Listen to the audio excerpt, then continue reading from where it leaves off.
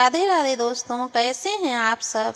आज एक बार फिर से हम वेदांत रस के माध्यम से श्री राधा रमण जी की एक प्यारी सी कहानी लेकर आए हैं।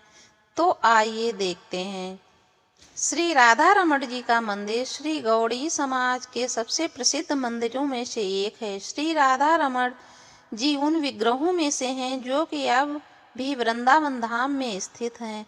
ऐसा कहा जाता है कि अन्य विग्रह तो वृंदावन छोड़कर जयपुर चले गए थे, लेकिन श्री राधा रमण जी कभी भी वृंदावन छोड़कर नहीं गए और 1532 में यहीं पर विराजमान हैं।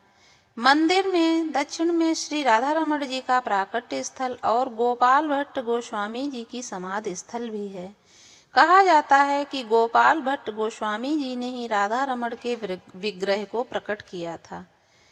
एक श्री गोपाल भट्ट गोस्वामी जी अपने प्रचार यात्रा के दौरान गंडक नदी में स्नान कर सूर्य भगवान को अर्घ दे रहे थे। तभी उनकी हथेली में शालिग्राम भगवान का एक अद्भुत शिला हाथ में आ गया। गोस्वामी जी दोबारा अर्घ दिया तो पुनः फिर से एक शिला उनकी हथेली में आ गई। इस प्रकार 12 बार करते हुए 12 शालिग्राम जी की शिला उनके हाथ में आई। फिर गोपाल भट्ट गोस्वामी जी सभी शिलाओं को लेकर वृंदावन धाम चले गए और यहाँ पर आकर यमुना नदी के केसी घाट तट पर नजदीक ही एक कुटी बनाकर सभी शिलाओं को वहां पर विराजित कर श्रद्धा भाव से पूजा अर्चना शुरू कर दी। एक बार वृंदावन की यात्रा पर निकली हुई सेठ जी ने वृंदावन में स्थित सभी विग्रहों के लिए विभिन्न प्रकार के महंगे महंगे वस्त्र और आभूषण दिए और उन्होंने श्री गोपाल भट्ट जी को भी वस्त्र और आभूषण भेंट कर दिए। परंतु जब बात श्री शालिग्राम जी की आई तो वे सोचने लगे कि शालिग्राम जी को वस्त्र कैसे धारण कराएं, और श्री गोस्वामी जी के मन में भाव आया, अगर मेरे भगवान भी अन्य विग्रहों की भांति होते तो मैं इनको अनेक प्रकार के वस्त्र पहनाता, सजाता और अलग अलग तरह से उन्हें आभूषण वस्त्र धारण करवाता और उनको झूले पर बिठाकर झूला भी झुलाता। पूरी रात श्री गोस्वामी जी यही सोचते सोचते नींद नहीं आई।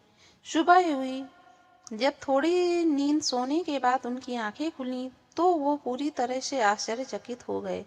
उनकी नींद खुली तो उन्होंने देखा कि शालिग्राम जी साक्षात त्रिभंग ललित द्विभुज मुरलीधर श्याम के रूप में बैठे हुए हैं। जिस दिन से सब घटित हुआ वह दिन 1599 विक्रम संवत वैशाख शुक्ल पूर्णिमा का दिन था।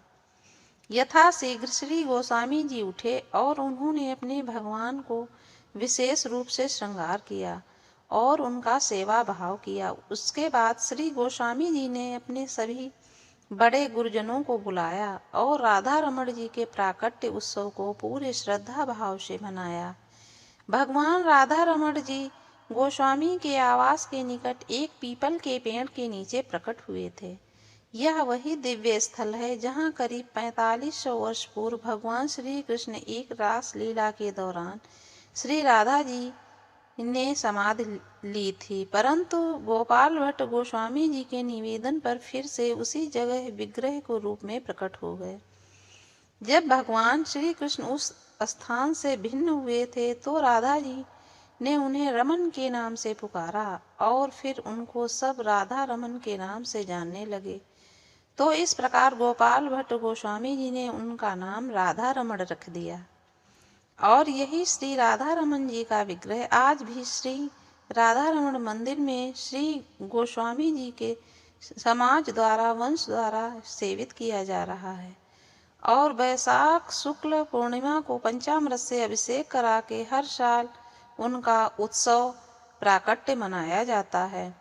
और गोपाल भट्ट गोस्वामी जी जिन अन्य श्री शालिग्राम जी के 11 शिलाओं की सेवा की थी सभी इसी मंदिर में स्थित हैं। राधा रमण जी का विग्रह तो सिर्फ 12 अंगुल का है, परंतु इनका दर्शन इतना मनमोहक होता है कि जिसको देखकर कोटि कामदेव भी मूर्छित हो जाते हैं। नेपाल के एक कांडी नदी में एक बार गोपाल भट्ट गोस्वामी जी की सेवा भाव से प्रसन्न होकर 12 शालिग्राम ललित त्रिभंग और बंसीधारी के रूप में मिले। लाल जी को पीछे से देखने पर ऐसा प्रतीत होता है मानो जैसे कि शालिग्राम जी हैं और ऐसा प्रतीत होता है जैसे फूलों से भी ज्यादा नाजुक कमल चरणों वाले, और वेणुवादन की मुद्रा में हमेशा अपनी होठों पर मंद मंद मुस्कान लिए श्री राधा रमण जी सभी भक्तों के हृदय में रमन कर रहे हैं। वृंदावन में स्थित प्राचीन विग्रहों को लेकर गोविंद, मदन मोहन और गोपीनाथ जैसे नामों से जाना जाता है, परंतु बाद में श्री राधा जी के विग्रह को उन्हीं मंदिरों में स्थापित किया गया तो उनका नाम बदलकर राधा गोविंद, राधा गोपीनाथ और राधा मदन मोहन रख दिया गया। लेकिन श्री राधा रमन भगवान केवल एक ही रूप में राधा और कृष्ण जी हैं, जिससे यह साफ मालूम होता है कि उनके साथ राधा रानी का कोई अलग विग्रह नहीं है। लेकिन राधा जी के पवित्र नाम की पूजा उनके वाम भाग में की जाती है। राधा रमण जी के बारे में एक दिलचस्प कहानी ये भी है कि श्री कृष्ण के विग्रह के अलावा और किसी विग्रह में बांसुरी नहीं पकड़ते हैं। इसका कारण गोस्वामी समाज द्वारा यह बताया गया है कि यह विग्रह बहुत छोटा और हल्का होता है और ना ही किसी जगह पर टिका हुआ है। अतः अगर आपको ऊंचाई पर बिठाएं तो वो गिर भी सकते हैं। इसलिए भोग लगाते समय हर बार हाथ में बांसुरी को निकालना पड़ता है और जिसके कारण उनके हाथ में खरोंच आ सकती है। इसीलिए उन्हें भाव में बंसी बजाते हुए देखते हैं और इसीलिए बंसी को हमेशा उनके नजदीक विराजित करते हैं ताकि बंसी उनके साथ रहे। राधा रमन जी के बारे में खास बात यह है कि इनका विग्रह इनके 3 विग्रहों का मिला हुआ रूप है। इनका मुखर विंद गोविंद देव के समान है और वक्ष स्थल गोपीनाथ के समान है और इनके चरण कमल मदन मोहन जी के समान है। ये भी कह सकते हैं कि इनके दर्शन मात्र से तीनों विग्रहों का दर्शन हो जाता है, अर्थात इनके अकेले दर्शन से तीनों ठाकुर जी के दर्शन हो जाते हैं। श्री राधा रमण मंदिर एक बहुत ही प्राचीन और ऐतिहासिक मंदिरों में से एक है। माना जाता है कि वृंदावन के प्राचीन मंदिरों में से एक होने की वजह से इसका ऐतिहासिक महत्व भी बहुत है। और इस मंदिर से जुड़ा हुआ एक रहस्य ये है, ऐसा माना जाता है कि मंदिर की रसोई घर में 500 वर्षों से भी अधिक पहले लगातार आग जल रही है और ये वही आग है जो मंदिर के निर्माण के समय जलाई गई थी। मंदिर में लगने वाले भोग को ऐसी आग में पकाया जाता है जो कि ठाकुर जी को भोग लगता है। श्री राधा रमण मंदिर को आज से लगभग 500 वर्ष पूर्व गोपाल भट्ट गोस्वामी द्वारा बनाया गया था, जो कि चैतन्य महाप्रभु के शिष्यों में से एक थे। कहा जाता है कि गोपाल भट्ट गोस्वामी जी 30 साल की उम्र में वृंदावन आए थे।